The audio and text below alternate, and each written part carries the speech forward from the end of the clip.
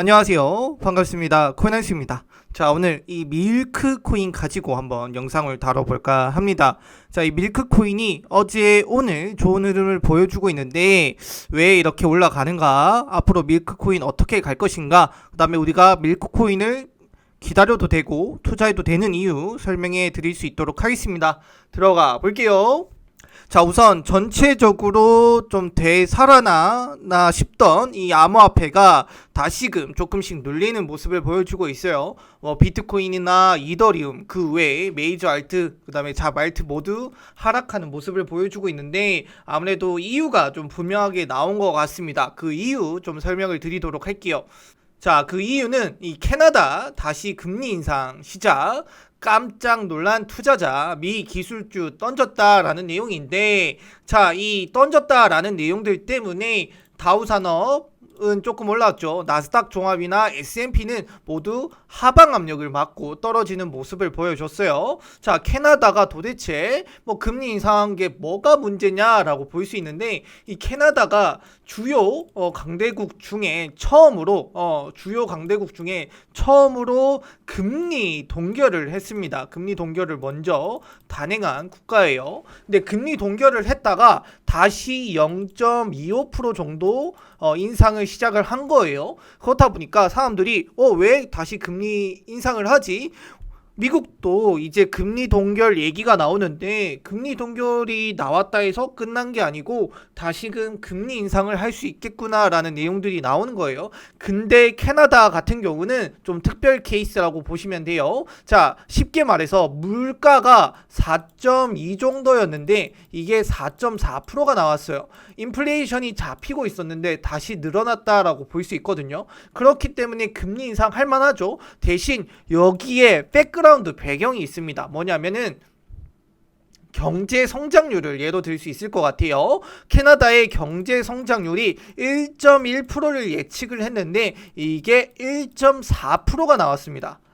그 말은 즉슨 캐나다의 경기가 생각보다 좋다라는 흐름이 나오는 것 같아요. 미국도 고용시장이 좋은 것처럼 캐나다도 고용시장이 좋기 때문에 경제 성장을 뒷받침해 줄 수 있는 이 백그라운드 아래의 내용들이 좋게 나왔다. 이렇게 좋게 나오다 보니까 사람들이 소비가 늘었고 고용 지표가 좋다 보니까 일자리 취직하는 사람들도 많고 그럼으로 인해 이렇게 화폐가 나오는 내용들이 많아졌기 때문에 인플레이션이 높아질 수밖에 없다라고 판단을 했던 것 같아요. 그래서 인플레이션이 실제로 올라가긴 올라갔지만 다 경제 성장률이 올라간 내용이다. 그래서 무작정 나쁜 내용은 아니지만 캐나다 입장에서는 금리 인상을 안 할 수가 없어요. 왜냐? 경제 성장률이 좋잖아. 근데 인플레이션이 높아지고 있어. 그럼 내가 조금 무리해서라도 인플레이션을 낮추면은 경제 성장률 유지가 될 것이고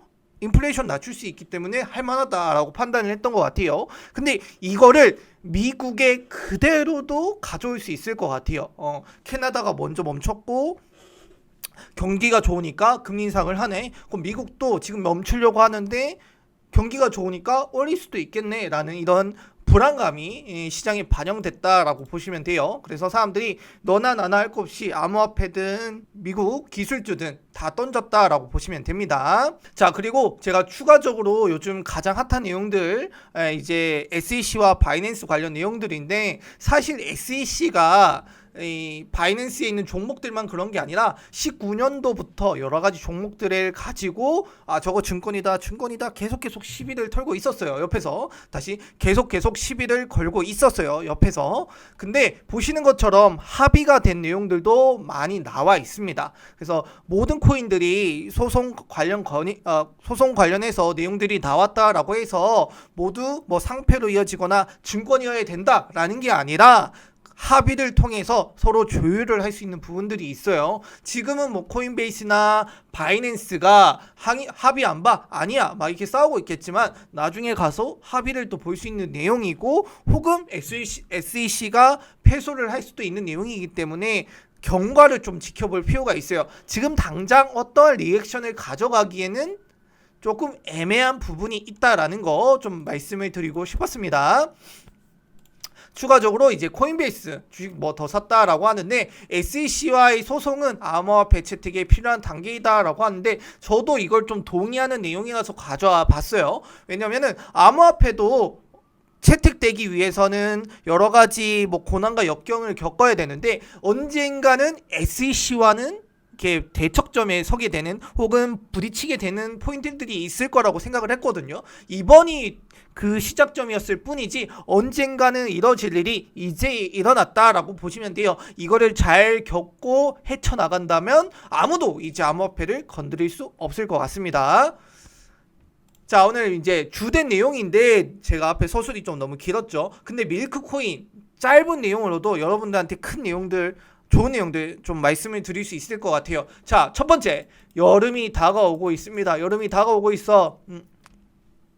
자, 밀크코인 하면은 야놀자와 연결이 되어 있죠. 자, 야놀자는 무엇과 연결이 되어 있나요? 여행과 연결이 되어 있습니다. 저희 보통 여행을 떠나는 시점이 7월에서 9월로 나오고 있어요. 그렇다 보니까 이제 7월 달부터 야놀자의 이 매출이 늘어날 것이고 9월 달까지는 야놀자가 매출을 극대화할 수 있는 시점이라고 저는 생각을 하고 있어요. 그래서 야놀자가 잘 됐을 때 이 밀크코인도 그만큼 영향을 받아서 가격적인 상승을 할 가능성이 높아졌다라고 저는 생각을 하고 있습니다. 자, 밀크코인 같은 경우는 뭐 에어아시아나 여러 공항사들과 파트너십을 맺고 있어요. 저희가 뭐 국내 여행만 가는 게 아니라 해외 여행도 가고 있고 해외 여행을 갈 때 여러 항공사를 통해서 가기도 하잖아요. 그곳에서 밀크코인을 또 쓸 수 있는 부분들도 있는 것 같아요. 그래서 야놀자,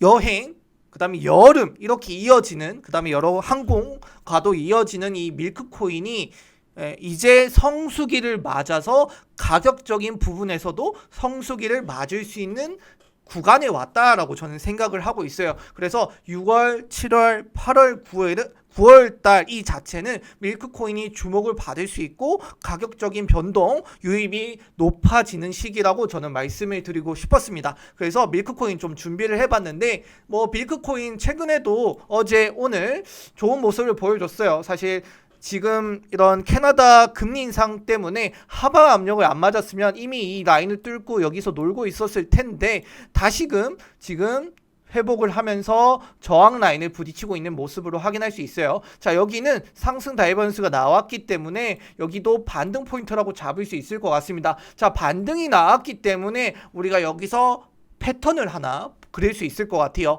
어떤 패턴이냐면 고점, 저점, 저항받고 지지받고 올라가는 W의 패턴을 한번 노려볼 수 있을 것 같습니다. 그럼 1차적으로 우리가 노려볼 수 있는 가격은 여기와 여기가 될 텐데 이 가격대는 제가 운영하고 있는 카톡방에서 말씀드리고 있죠. 꼭 들어오셔서 알아보시면 좋을 것 같고요. W자 패턴이 됐을 때 그 좋은 고점까지도 여기도 노려볼 수 있을 것 같아요. 저는 이 W자 패턴이 나온다라고 하면은 진짜 좋은 상승, 꾸준한 상승이 밀크코인에 들어올 것이다 라고 생각을 하고 있고 4시간 봉으로 봤을 때도 처음에 상승할 때 거래량이 터져줬고 이제 점점 잠잠하다가 최근에 다시 이제 거래량이 터지기 시작을 했습니다. 반등할 때 거래량이 얼마나 터져주냐가 이 코인의 상승세를 이어갈 수 있는데 반등할 때 거래량이 터져줬기 때문에 이 코인 당분간 이 흐름을 이어가는 주 트렌드가 될 가능성이 높다라는 거 말씀을 드리고 싶었습니다.